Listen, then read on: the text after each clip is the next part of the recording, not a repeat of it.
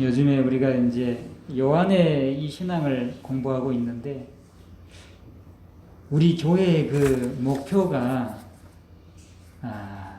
구원의 믿음을 완성하는 교회가 되는 거잖아요. 이제 우리가 항상 창조의 신앙, 신앙과 십자가의 신앙, 그 다음에 부활의 신앙, 천국 신앙으로 믿음의 도를 이루는 예담교회가 되기를 축복합니다. 이것이 이제 우리의 목표잖아요. 근데 믿음의 도를 이룬다라는 것은 구원의 믿음을 완성하는 것이죠. 근데 이 구원의 믿음을 완성하는 구원의 믿음을 완성하는 것 중에 그 완성이 우리는 이 요한의 그 믿음에서 찾아볼 수가 있어요. 그래서 굉장히 우리가 좀 중요한 부분, 다 성경이 다 중요하지만, 이제 우리가 신앙생활을 쭉 해가면서 이제 그 마지막 부분을 향해서 가고 있다. 이렇게 말씀을 드릴 수가 있겠습니다. 그래서 이 오늘 그 요한의 일체적 신앙, 이렇게 이제 요한의 신앙을 일체적인 신앙이다, 이렇게 정의를 했어요. 근데 요한의 신앙을 일체적 신앙이다, 이 한 가지만으로 정리하기가 어렵지만 요한의 그 신앙의 특성을 이렇게 일체적이다, 이렇게 이제 말씀을 드리는 겁니다. 일체적이라는 것은 오늘 본문을 통해서도 나와 있잖아요. 아버지여, 아버지께서 내 안에, 내가 아버지 안에 있는 것 같이 그들도 다 하나가 되어 우리 안에 있게 하옵소서. 그러니까 하나님이 예수님 안에 계시고, 또 예수님이 하나님 안에 계신 것처럼 오늘 예수님을 믿는 우리들도 뭡니까? 다 하나가 돼서 어디 안에 있도록, 하나님과 예수님 안에 있도록 그렇게 해달라고 기도하는 내용이에요. 오늘 이 본문 요한복음 17장은 그 맥락이 예수님께서 이제 십자가 지시기 바로 직전에 제자들을 위해서 드리는 마지막 기도예요. 마지막 기도. 우리가 이 부분을 조금 굉장히 주의 깊게 볼 필요가 있어요. 예수님의 마지막 기도하면 우리는 보통 마태나 마가, 누가복음을 보면 어떤 기도를 떠올리게 됩니까? 겟세마네 기도를 떠올리게 되죠. 겟세마네 동산에서 십자가에 붙잡히기 전에 예수님께서 기도하셨잖아요. 이제 마태복음을 보면 마태복음 26장 36절 이하를 보면 예수님께서 이렇게 말씀을 해요. 이제 십자가에 못 박히기 전에 마지막에 이제 겟세마네 동산에 올라가서 기도하시는 내용이에요. 제자들과 함께 겟세마네 동산에 오르셨어요. 그리고는 내가 가서 기도할 동안에 너희는 여기 있으라, 여기 앉아 있으라 하면서 누구를 데리고 갔냐면, 예수님이 항상 그 무슨 일을 할 때마다 중요한 사건마다 가장 가까이 데리고 다녔던 세 제자가 베드로하고 야고보, 요한이잖아요. 이 베드로와 야고보, 요한을 데리고 겟세마네 동산으로 좀 더 깊은 곳으로 가셨어요. 그러니까 처음에는 12제자를 데리고 가다가 12제자를 여기 앉아 있으라 하고 말씀하시고, 그 다음에 이제 베드로, 야고보, 요한을 데리고 좀 더 가셨어요. 가셔서 예수님께서 이 세 제자에게 뭐라고 말씀하냐면, 마태복음 26장 38절 보면 내 마음이 매우 고민하여 죽게 되었으니 너희는 여기 머물러 나와 함께 깨어 있으라, 이렇게 말씀을 해요. 그러니까 우리 예수님도 십자가를 앞두고 매우 고민하셨다는 거예요. 그건 우리 예수님이 하나님의 아들이시면서 또 하나님이시면서, 그죠? 바울은 예수님을 하나님의 본체라고 그 빌립보서 2장에 말씀하셨잖아요. 하나님의 아들이시면서 동시에 하나님의 본체이시면서 이 땅에 올 때는 인간의 모습으로 오셨다. 우리 인간의 모든 감정과 감각을 다 가지고 오셨어요. 그러니까 십자가에서 죽는다는 것은 인간의 성품을 가지고 오신 우리 예수님께는 고민될 수밖에 없죠. 그러니까 예수님께서 내 마음이 매우 고민이 되어서 심지어 죽게 되었다 이렇게 말씀하셔요. 죽게 되었다. 내가 참 고민을 하다 못해 지금 죽게 되었다. 근데 제자들은 모르죠. 이 기도 후에 예수님이 붙잡혀서 십자가에 못 박힌다는 사실은 제자들은 몰라요. 아직도 모르고 있는 거예요. 근데 예수님은 이제 그 앞으로 되어질 일을 다 아시니까 내가 고민하다 못해 죽게 되었다. 그러니까 너희는 여기서 그 다음에 중요합니다. 나와 함께 깨어 있으라 라고 말씀하셨어요. 베드로, 야고보, 요한에. 나와 함께 너희는 자지 말고 내가 이렇게 죽게 되었으니까 너희도 나와 같은 내 마음을 좀 헤아리고 좀 깨어 있으라 라고 말씀을 하셨어요. 그리고 예수님께서 조금 나아가서 얼굴을 땅에 대시고 기도했죠. 예수님이 겟세마네 동산에서 3번 기도했는데 첫 번째 기도는 뭐였습니까? 아버지여, 하나님을 부르셨죠. 하나님 아버지여, 만일 할 수만 있다면 이 잔을 내게서 그냥 지나가게 하옵소서. 처음에는 그렇게 기도했어요. 처음에는 3번 기도했는데 첫째는 이 잔을 내게서 지나가게 하옵소서. 할 수만 있다면. 그렇지만 나의 원대로 마옵시고 아버지의 원하심대로 하옵소서. 이렇게 이제 기도를 했죠. 그리고 와서 보니까 우리가 잘 아는 대로 세 제자가 다 자고 있었죠. 그래서 예수님이 하신 말씀이 뭡니까? 너희가 나와 함께 1시간도 이렇게 깨어 있을 수 없더냐 그 말이죠. 여기서 이렇게라는 것은 예수님이 고민해서 죽게 되었잖아요. 죽게 되었으니까 나와 같은 이 마음을 가지고 좀 나와 함께 나의 아픔을 너희들이 좀 공유하면서 함께 좀 깨어 있을 수 없더냐. 왜 자느냐 그 말이죠. 나는 이렇게 힘든데 괴로워 죽게 되었는데 너희는 그렇게 자고 있느냐. 나와 같은 마음으로 내 마음을 공유하면서 좀 깨어 있을 수 없었느냐. 그러면서 시험에 들지 않게 깨어 있으라 라고 말씀하시고 이제 하신 말씀이 뭐였습니까? 마음에는 원이지만 육신이 약하다. 이런 말씀을 하셨어요. 그 다음에 이제 또 2번째 나아가서 기도하셨죠. 그리고 와서 보니까 또 제자들이 뭐예요? 또 자고 있어. 그 세 제자가. 그래서 예수님은 그들의 그 눈이 피곤함이기 때문이다. 이렇게 말씀하시고 3번째 가서 또 기도를 하시고 돌아오셨잖아요.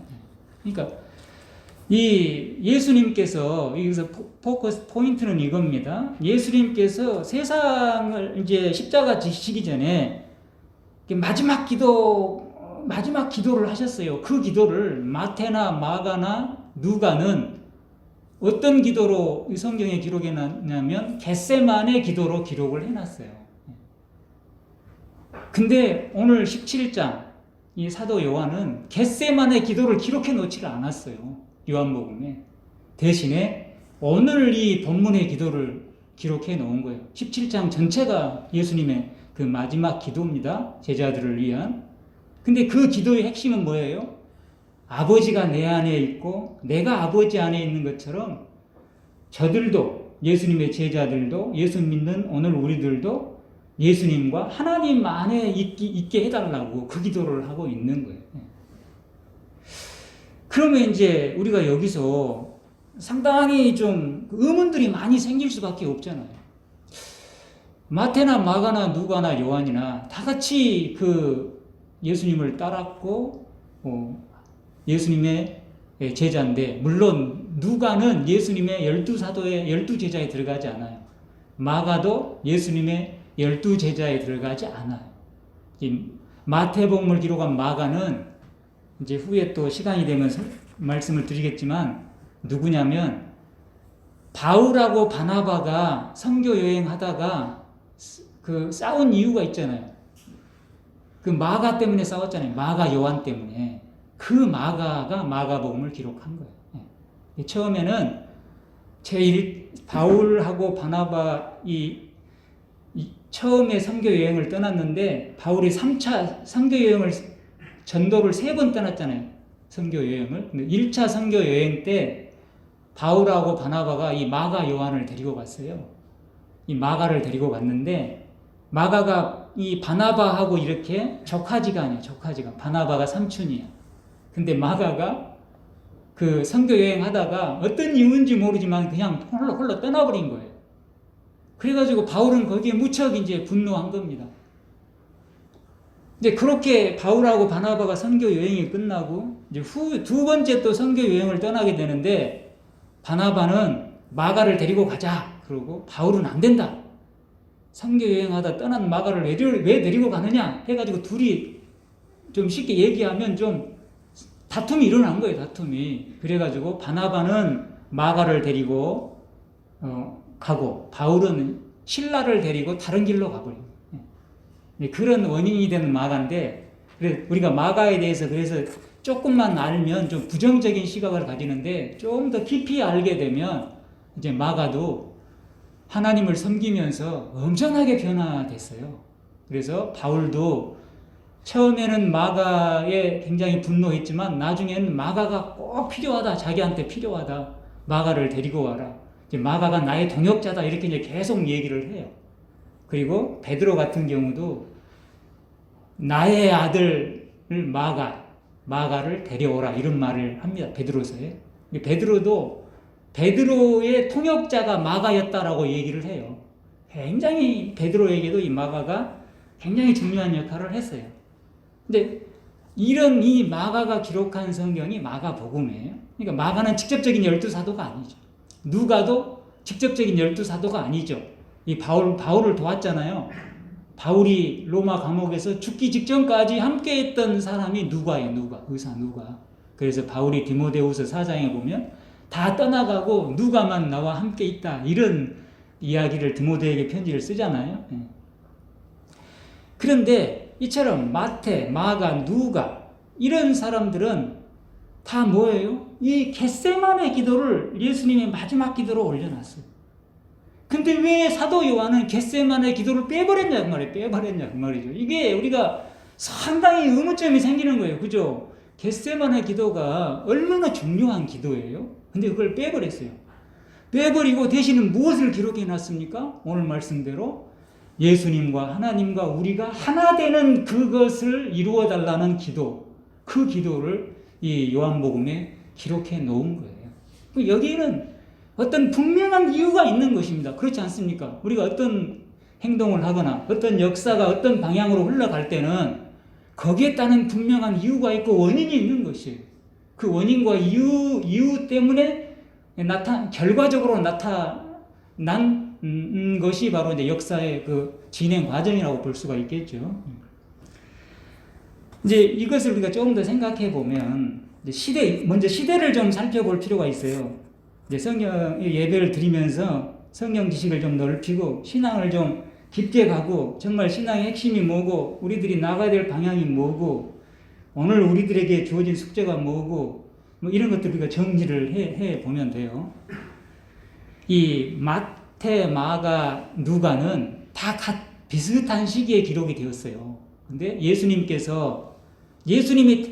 태어나신 해가 우리 올해가 2020년이니까 2020년 전으로 우리가 이제 이렇게 대충 설정을 하잖아요. 예수님이 태어나신 이후에 이제 서기가 된 것이죠.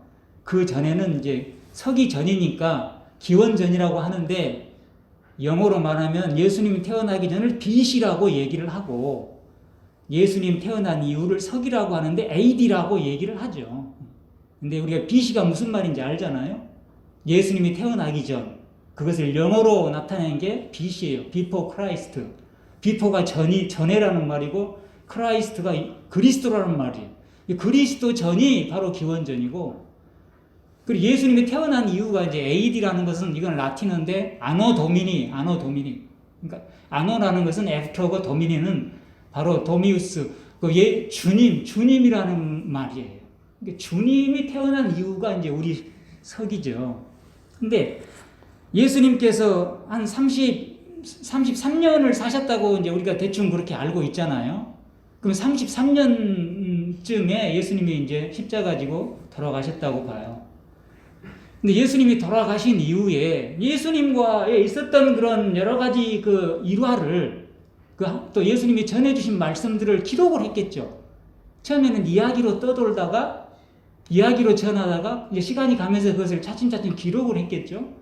근데 마태나 마가나 누가가 기록된 시기는 정확한 것은 우리는 아무것도 몰라요. 단 추정입니다. 추정인데 대략 한 50년 이후라고 봐요. 50년 이후. 그럼 예수님이 33년, 4년에 돌아가셨다고 보면 예수님이 돌아가시고 약 한 20년 후에 이 마태, 마가, 누가가 기록이 되었어요. 그래서 이제 비슷한 시기에 기록되었으니까 뭐예요? 비슷한 그 역사적 상황과 시대적인 상황 속에서 마태, 마가, 누가는 기록이 되었죠. 그러니까 성경 내용이 어떻게 해요? 비슷해. 그래서 사복음서를 우리가 나눌 때 마태, 마가, 누가는 공관복음이다 이렇게 얘기를 합니다. 공관이라는 것은 함께 공자의 볼관자예요. 그러니까 보는 눈이 같다 그 말이에요. 보는 눈이 같은 복음이다. 마태, 마가, 누가. 근데 요한복음은 전혀 달라요. 그래서 마태, 마가, 누가만 이렇게 보는 시야가 관점이 같은 복음서다라고 해서 공관복음이라고 하고 요한복음은 따로 떼어놓아요. 벌써 오늘 이 겟세마네 기도하고 오늘 본문의 기도만 봐도 굉장히 관점이 틀리다라는 걸 알 수가 있죠. 그럼 왜 요한복음은 이렇게 관점이 틀릴까?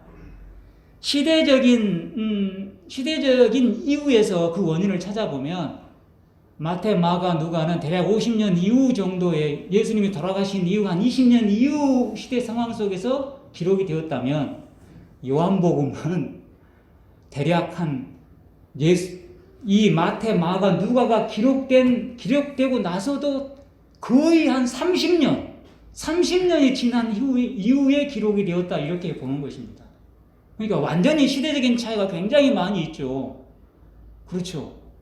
그리고 요한이 또 이 요한복음을 기록하고 요한 1, 2, 3서를 기록하고 그 다음에 요한계시록을 기록하잖아요. 그때는 마태, 마가, 누가가 기록된 이후에 30년 이후의 상황이에요. 30년이 더 지난 상황이에요. 시대가 많이 변했고 그 다음에 바울도 죽고 베드로도 다 순교해버렸어요. 베드로가 먼저 순교합니다.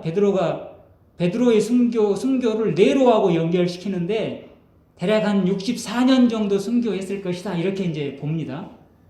그러니까 이 마태복음 마태, 마가, 누가가 쓰여진 이후에 대략 한 10여 년 정도 후에 베드로가 이제 순교를 하죠. 이 베드로의 순교는 그 네로 황제하고 연관이 돼 있죠. 네로 황제는 우리 크리스천들을 엄청나게 핍박한 사람 아닙니까? 그 네로가 처음부터 우리 그리스도인을 핍박한 것이 아니에요. 네로는 왜 핍박을 했냐면 로마에 대화재가 일어나요. 대화재. 어느 날 갑자기 그 로마에서 누가 방화를 한 것이 아니고 어떤 그 공장 같은 그런 데서 불이 발생했는데 로마가 제가 정확히 기억을 못하지만 대략 한 13개의 성으로 이루어졌다. 13개의 구역으로 이루어졌다. 뭐 이렇게 대충 알고 있습니다. 정확하진 않는데 대략 비슷해요. 13개의 구역으로 이루어졌다. 그러면 요즘 우리 서울시로 말하면 13개 구청으로 이루어졌다. 이렇게 볼 수 있죠. 그런데 이 로마 대화재로 10개의 구역이 다 불이 타버렸어요. 그러면 13개의 구역인데 10개의 구역이 타버렸다. 그러면 로마 전체가 타버렸다. 이렇게 말할 수 있잖아요. 그러자 로마 시민들의 원성이 어디로 가겠어요? 로마 황제한테 온 거예요. 로마 황제 때문에 불이 일어났다. 이런 황제가 통치를 잘못해서 불이 일어났다. 이런 말도 있고 또 근데 자꾸 이 소문은 소문에 소문을 더하잖아요. 이 불이 이렇게 일어날 때 네로가 왕궁에서 축제를 벌이고 있었다. 막 이런 말이 나오고 그 다음에 심지어 네로가 불을 질렀다. 그래서 네로의 방화설까지 나와요. 그러면 이제 요즘도 우리가 우리나라의 정치, 또 경제, 문화 우리 다 보는데 이런 정권이 어려움을 당하면 무엇을 찾아야 되겠어요? 그 관심을 돌릴 희생양을 찾아야 되잖아요. 지금도 똑같아요. 지금도 정치가 어떤 상황이 오면 정권을 가진 사람들은 출구 전략을 찾아요. 그럼 희생양을 하나 고르는 거예요. 그래가지고 옛날에는 그것을 마녀 사냥이다 우리 이런 식으로 얘기도 했는데 해서 이제 빠져나오는 거예요. 지금도 똑같습니다. 권력의 속성은 똑같아요. 예나 지금이나. 네로 같은 경우에 가만히 생각해 보니까 이걸 어떻게 돌파할 건가? 거기에서 이제 우리 그리스도인을 본 거예요. 네로 시대만 해도 그리스도가 중심 세력이 아니었어요. 소수였어요. 소수 로마에서. 그러면 가장 좋잖아요. 세력이 크면 큰 세력을 희생양으로 삼으면 내가 당할 위험과 대가가 상당히 클 수 있잖아요.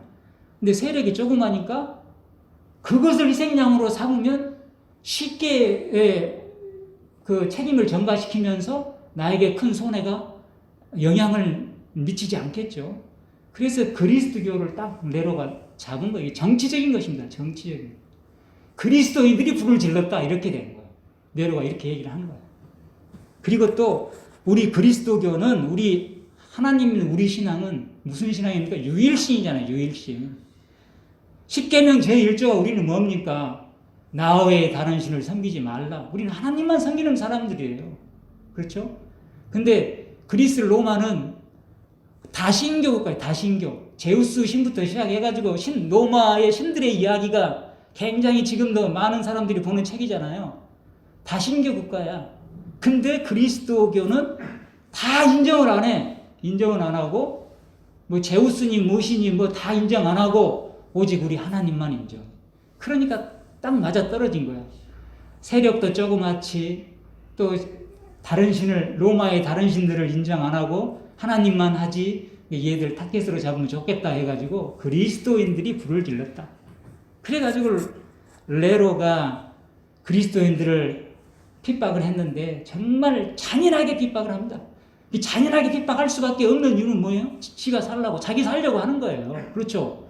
그 엄청난 로마가 다 불타버렸는데 거기다 타버렸는데 이런 엄청난 사건 속에서 내가 벗어날 수 있는 건 뭐예요?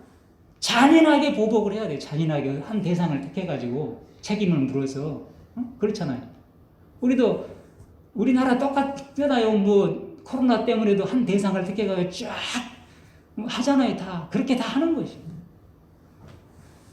그래서 로마는 자기 그리스도인들이 불을 질렀다는 것을 강조하기 위해서 그것이 맞다는 것을 더 확신을 시켜주기 위해서 취할 수 있는 방법은 가장 악랄하게 핍박을 하는 것입니다. 그래서 심지어는 불에 태워서 죽이고 뭐 별것으로 죽였는데 여러 가지 기록이 있잖아요. 짐승의 우리에 굶어서 던지기도 하고 우리가 히브리서 그 11장 마지막 부분 세상에 감당할 수 없는 믿음 보면 막 알 수가 없는 느낌이 오잖아요. 그죠? 또 그 동물의 껍질을 짐승에 이렇게 가죽을 입혀가지고 굶주린 사자한테 이렇게 내놓는 거예요. 그러면 그것들이 보면 동물이잖아요. 동물. 이렇게 하고 심지어는 그 궁중에서 파티를 할 때 그리스도인들을 파티를 할 때 불을 피우잖아요. 그 불을 피우는 곳에 넣어서 같이 태웠다. 근데 그것을 역사는 이렇게 기록되어 해놨어요. 그리스도인들을 어떻게? 파티하는 조명으로 사용했다. 굉장히 표현이 진짜 굉장히 우리에게 많은 걸 생각하게 해주죠. 그리스도인들을 파티의 조명으로 사용했다. 이렇게까지. 그때 이제 베드로가 죽어요. 베드로가. 그때 네로의 핍박 때. 그리고 바울은 거기서 조금 더 한 2년 가량 더 있다가 한 66년쯤 죽었다고 봐요.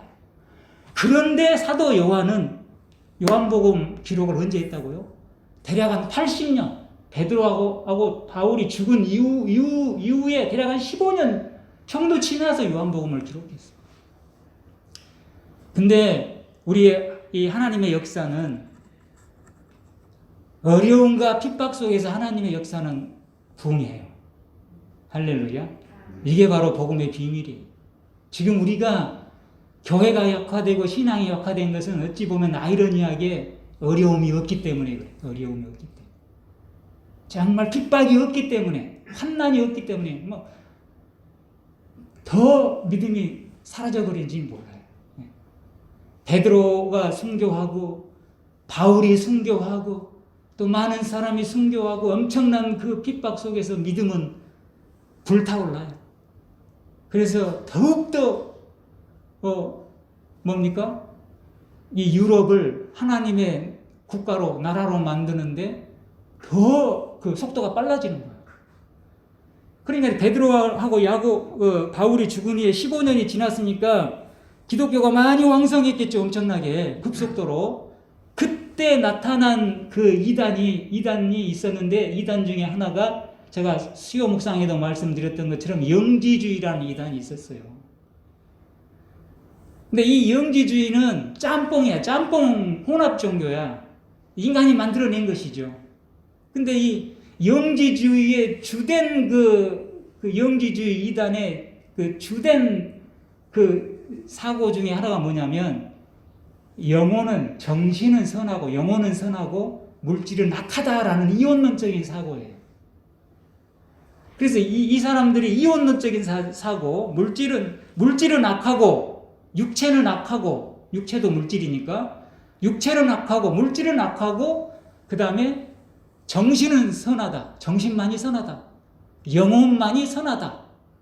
그러면서 이 사람들이 이제 더 설명은 안 할게요. 이 사람들이 물질이 악하다라고 하니까 이 영지주의들이 자연히 누구를 부정하게 됩니까? 예수님께서 뭘로 오신 것? 인간의 육신으로 오는 것을 부정해 버리는 거예요. 이걸 인정할 수가 없는 거예요. 이 이단들이 굉장히 번성을 했는데, 그러면 그 사람들이 예수님께서 이 땅 하나님이신 예수님께서, 하나님의 아들이신 신이신 예수님께서 인간의 육체로 오는 것을 부정한단 말이에요. 육체는 악하니까 예수님이 어떻게 인간의 몸을 입고 올 수 있느냐? 그건 안 되는 거예요. 그래서 그것을 합리화시키고 극복하기 위해서 그들이 만들어낸 논리가 뭐냐면 가연설이야. 가연설. 이게 뭐냐면 예수님이 몸을 가지고 오기는 왔는데 육체로 온 것이 아니라 그냥 육체의 겉모습으로만 온 거예요.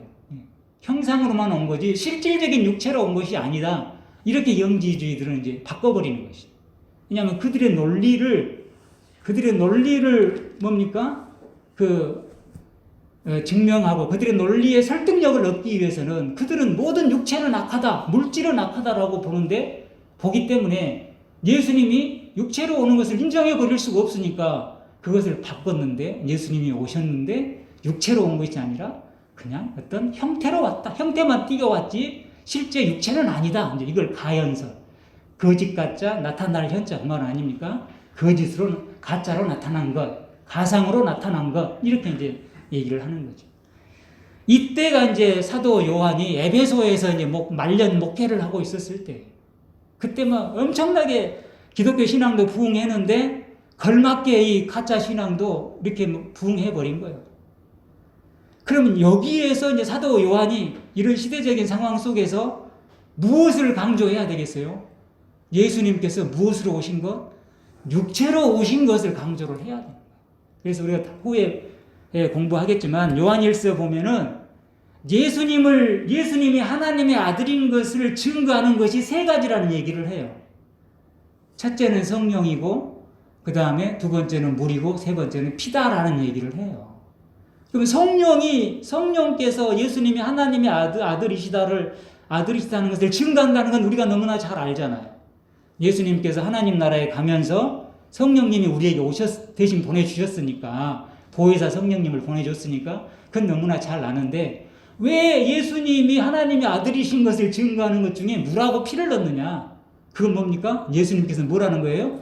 육체로 오셨다라는 것을 증거하는 거예요. 그것을 알려주기 위한 것이.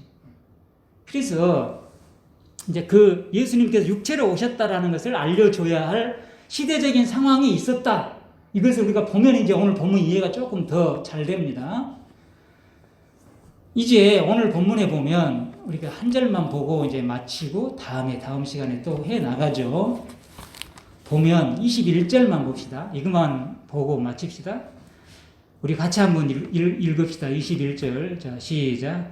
아버지여, 아버지께서 내 안에, 내가 아버지 안에 있는 것 같이 그들도 다 하나가 되어 우리 안에 있게 하사 세상으로 아버지께서 나를 보내신 것을 믿게 하옵소서. 아멘.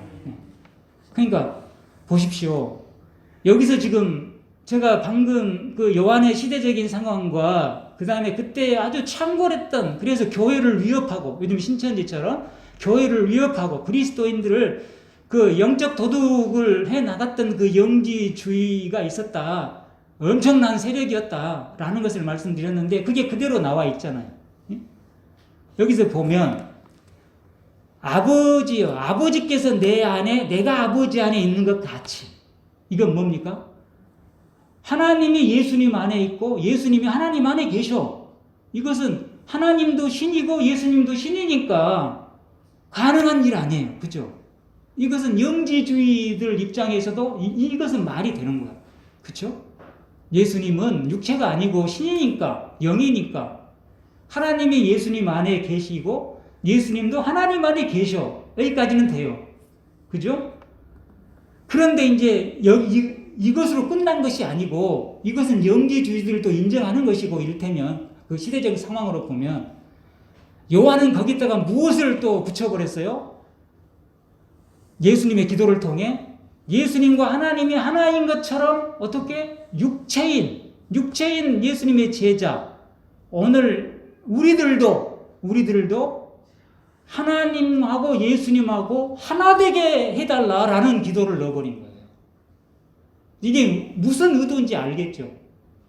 이 말은 무슨 말이에요? 우리는 육체예요, 육체. 그렇죠. 우리는 본질이 육체죠. 본질이 육체는 아니지만 지금 거의 육체죠. 육체로 이 땅에 살고 있죠. 근데 우리 인간들이, 하나님 믿는 신앙인들이 하나님하고 예수님하고, 영이신 하나님하고 예수님하고 하나 되게 해달라는 그 기도를 지금 기록하고 있다는 거예요. 그건 뭐예요? 영하고 육체가 어떻게 하나가 될 수 있다는 것을 알려주는 거잖아요. 결국 뭡니까? 영지주의들이 그토록 주장하는 예수님은 육체가 아니다 라는 것을 반박하는 것이 반박. 그래서 예수님과 하나님이 하나이듯이 오늘 우리 인간도 예수님과 하나됨으로 예수님께서 영이시면서 육체로, 하나님의 아들이시면서 육체로 이 땅에 오신 것을 뭡니까? 지금 설명하고 증거해 주는 거잖아요. 그죠? 그러면서 그렇게 함으로써 오늘 우리들도 하나님 예수님과 하나 되게 함으로써 뭐죠? 우리 육체를 가진 오늘 우리들이 성령 안에서 하나님과 예수님과 하나 되게 함으로써 무엇을 하게 해달라고요? 세상으로 아버지께서 나를 보내신 것을 믿게 하옵소서. 딱 여기 결론이 나오잖아요.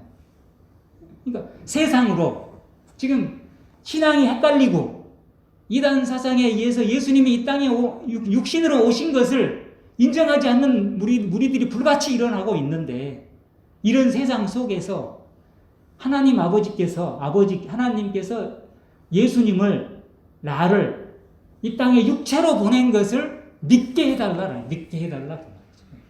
그러니까 제가 설명이 좀 그렇지만 이제 이해가 되시죠? 그죠?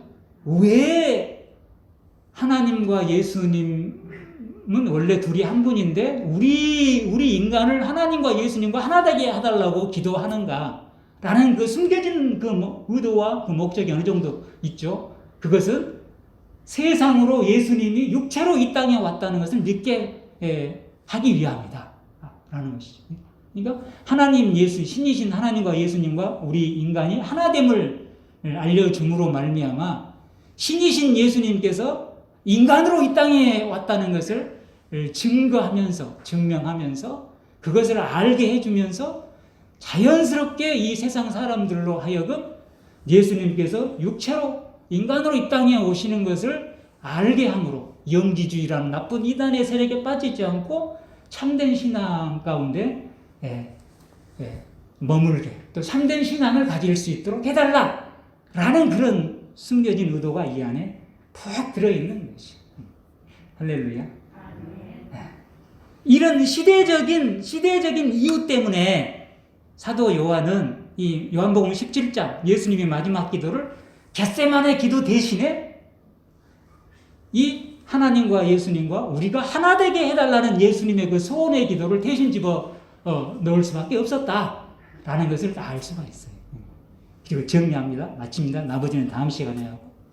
이게 시대적인 이유이고, 두 번째는 요한의 신앙은 오늘 말씀드린 대로 무슨 신앙? 일체적인 신앙입니다. 일체라는 것은 뭐예요? 나누이지 않는 것이요. 항상 함께. 그래서 우리가 지난 시간에도 봤잖아요. 요한의 신앙을 생각하려면 어떤 장면만 떠올리면 된다 그랬어요? 예수님의 품에 안겨있는 요한만 상상해 보면 된다.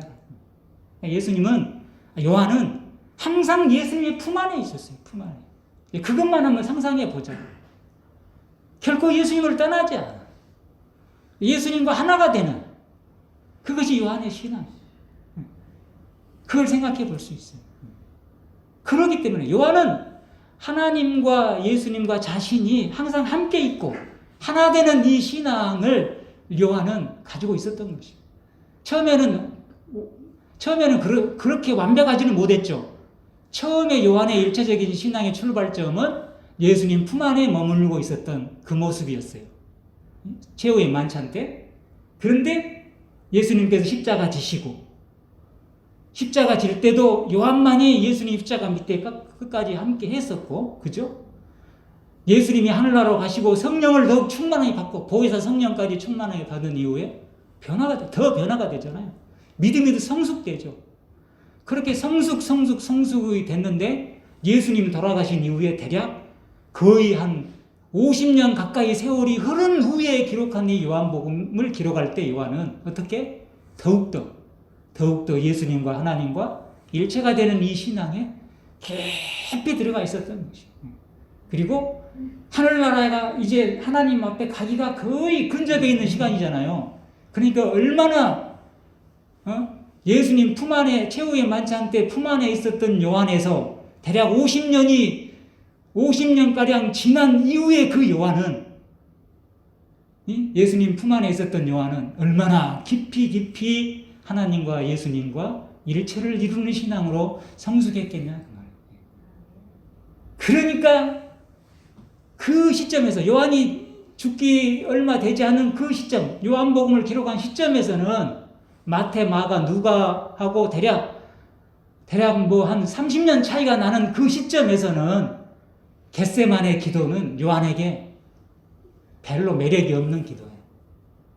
왜 그렇습니까? 겟세마네 기도의 속성을 보면 예수님은 뭐예요? 우리와 예수님이 같은 마음으로 함께 있기를 원했어요. 그렇잖아요. 그래서 나와 함께 깨어 있으라 하셨거든요. 그러면서 또 잠을 잤을 때 나와 함께 한 시간도 이렇게 깨어 있을 수 없더냐, 내 마음을 가지고 깨어 있을 수 없더냐, 그런 얘기를 한 것이잖아요. 그러니까 겟세마네 기도는 예수님과 예수님의 제자들, 특별히 예수님께서 사랑하시는 제자들 3명하고도 예수님은 어떻게 분리되어 있는 모습을 우리가 보잖아요. 함께 있지 못하고. 근데 그 중에 누구도 있었어요? 요한도 들어있었어. 요한도 거기서 자고 있었어. 근데 그것을 기록하고 싶지 않았을 것 같아요. 요한은 인정을 못했을 것 같기도 하고, 그리고 그거보다 더 중요한 것은 예수님 품 안에 있었던 요한이 예수님 돌아가신 후 한 50년 지난 이후에 주님과 교제를 통해서 요한이 이룬 그 믿음의 그 신앙의 그 깊이가 예수님과 함께 있었는데 나누어 있었다, 함께 할 수 없고 분리되어 있는 그 모습 얘기하는 것보다도 오늘 이렇게 주님과 하나님과 하나 되는 이것을 얘기하는 것이 시대적으로도 시급했고 그 신앙적으로도 이 부분이 너무너무 매우 소중했을 것이다 라는 생각을 충분히 할 수 있잖아요. 그죠? 할렐루야. 이 요한의 신앙을 깊이 우리가 이 신앙을 연구하면 요한도 알고 바울도 알고 베드로도 알고 다른 사도도 알고 성경도 알고 다 알게 돼요. 그래서 이제 하나 힌트 주고 마칠게요. 그래서 요한 계시록은 누가 써야 됐어요? 제 이제 오늘 말씀을 들어보니까 누가 써야 됩니까? 바울이 써야 돼요? 베드로가 써야 돼요? 요한이 써야 돼요? 요한이 써야 돼요. 요한이 쓸 수밖에 없는 것이에요. 왜? 하나님과 가장 가까이 그리고 깊이 있게 오랫동안 그 신앙 안에서 머물고 함께 했던 사람은 요한이기 때문에 그래서 계시록은 요한이 쓸 수밖에 없었겠구나라는 생각을 해보게 되죠. 성경에 요한이 써야 된다 해서 썼다라는 기록은 없지만 이런 것을 보면 그런 추측을 우리들이 해볼 수가 있죠. 그리고 이런 이 일체의 신앙은 신앙과 삶이 일체가 되는 것도 얘기한다고 했잖아요. 그런 부분으로까지 확장이 오늘 우리들에게 필요하고 그 확장까지 갈 때 오늘 이 시대에 많은 사람들이 묻잖아요. 하나님을 믿는 것이 무엇이냐? 라는 것에 대답을 해줄 수 있는 우리의 답변이 준비될 수 있다. 라는 것을 이제 알 수가 있고 또 앞으로 그 부분까지 나아가게 될 것입니다. 기도하겠습니다. 거룩하신 하나님 감사합니다. 오늘도 이 요한의 그 일체적 신앙을 보면서 하나님의 성경의 역사를 또 전반적으로 또 보게 되고 또 하나님의 그 이끄심과 역사와 인도하심과 또 우리의 믿음의 아버지 하나님 또 그 흐름과 그 깊이와 그 교훈과 그 메시지들을 다각도로 보게 됩니다. 우리들이 이 간절히 소망하는 것은 이런 여러 가지 그 하나님 말씀을 통해서 결국 우리들이 나아가야 될 부분은 하나님께서 기뻐하시고 또 하나님께서 우리를 인정하고 또 세상에서도 아버지 하나님 우리 그리스도인들을 보면서 삶에 대한 해답을 찾고 또 우리의 인생에 대한 또 답변을 또 발견하고 교훈을 발견하고 그리고 어떻게 세상을 살고 또 미래에까지 어떤 세상이 될 것이고 어떤 일이 있을 것인가에 대한 아버지 하나님 그러한 지혜와 또 그런 정답을 발견할 수 있는 그런 세상이 될 수가 있습니다. 아버지 요즘 가요 중에 테스형이라는 가요를 보니까 저 세상에 가보니까 천국은 있던가요? 라고 한 가수가 소크라테스에게 질문하는 내용이 있습니다. 아버지 이것만 보아도 굉장히 질문의 대상이 잘못됐다는 걸 알 수 있습니다. 천국이 있던가요?